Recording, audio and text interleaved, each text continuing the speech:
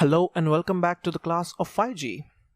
In the last lecture, we talked about revamping the infrastructure and what could be the better thing to revamp than antennas. But before revamping them, let's understand what antennas are and how do they work.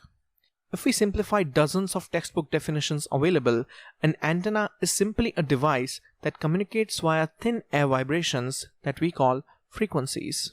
To understand its working, let's take the basic most antenna as an example first.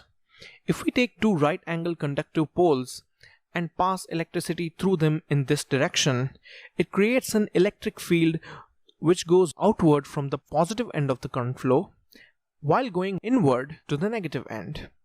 This concept is called half-wave dipole antenna. If you are confused about how the name came into existence, you can take a look at the wave representation. By tweaking the rod and the current being passed, the direction and size of the electric field can also be tweaked. For example, if we rotate one of these rods 90 degrees, it becomes an omnidirectional antenna. When I speak the word omnidirectional, this is what most people think of. But you see, that's quite not how it works. In an omnidirectional antenna, the omnidirectional nature comes from two major propagation lobes instead of one.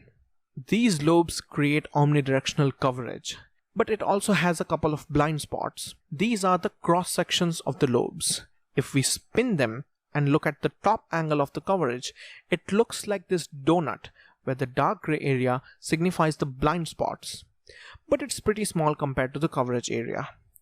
So far, these antennas are good, but not suitable for high frequencies. For high frequency propagation, take this arrangement into consideration, where we have a current feeder attached to the perpendicular poles. If we mark the current direction, this is how the waves would propagate. But that's the ideal situation. Practically, we would get small amount of downward or backward propagation as well. To control it, we can have another rod even bigger than the one attached to the feeder, and we can call it the reflector, as it reflects the waves from unwanted directions. Similarly, we can also install guide rods to make the propagated waves even more precise in their focused direction. Such an antenna is called a directional antenna. It's pretty good to throw high frequencies at relatively far distances, but the antenna is just one directional. What about the other ones?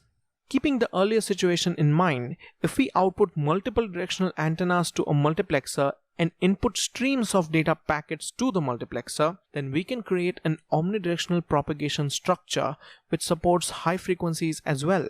These groups of antennas are called array antenna, and this technique is called MIMO, which stands for multiple in, multiple out. What it provides is stronger signals, higher bandwidth with more routes, and more parallel transmission. Exactly what we needed. So, the wait was over. In the next lecture, we will define 4G. Till then, happy learning, and I hope you have a fantastic day.